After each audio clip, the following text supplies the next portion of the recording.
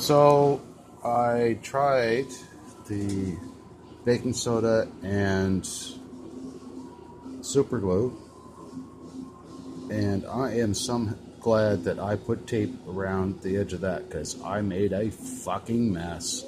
Wow.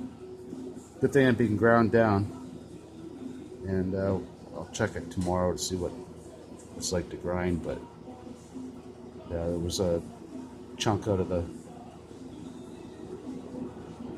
raised portion, so call it like building it up. I'll repaint that one.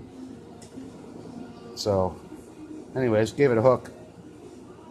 I used way too much glue, so use it sparingly if you learn anything from what I did, but if take nothing else away, tape off the area so at least you got a spot to grind down to. So anyways, we'll see how it turns out.